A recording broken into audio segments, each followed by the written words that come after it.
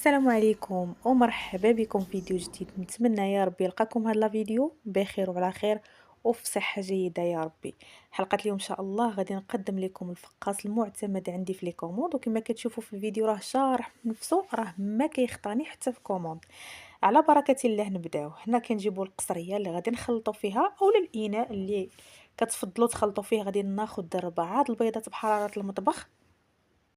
هنا البيض كنعاود نأكد خصو يكون بحرارة المطبخ، راه الا جبتوه من الثلاجة وخدمتو به راه ما يصدق لكمش الفقاس. مباشرة كنضيفو سكر سنيدة، كنضيفو نص زلافة، وكنضيفو قريصة ديال الملحة باش كنصحو الذوق، وكنزيدو ساشية ديال سكر فانيلا، وكنخلطوا المكونات مزيان مزيان حتى كذوب لينا داك السنيدة مع البيض.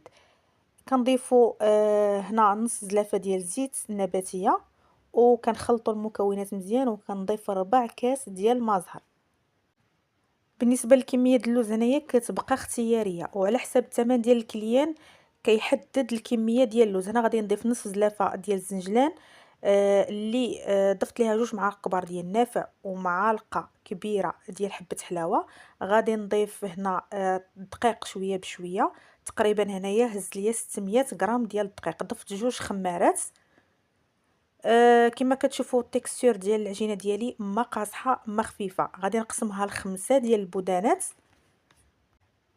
كنحربلو على هذا الشكل كما كتشوفوا بنفس الطريقه، كنحربلو وكنجمع من الجناب وكنحط مباشره في اللاطه. بالنسبه لهاد الكميه وهاد المقادير اللي عطيتكم راه كيخرجوا ليا كيلو عبار ديال الفقاص. اللي بغى يذوب المقادير بطبيعه الحال راه كيتزاد الكميه ديال الفقاص. هنا من بعد ما وضعته في الطاوه كناخذ القهوه. اللي ما عندوش القهوه يعوضها بالكاكاو.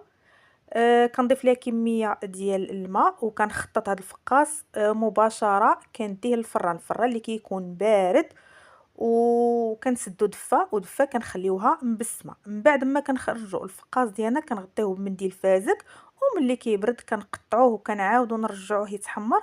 وهذه هي النتيجه النهائيه ديال الفقاص ديالنا. كنقول لكم بالصحه والراحه.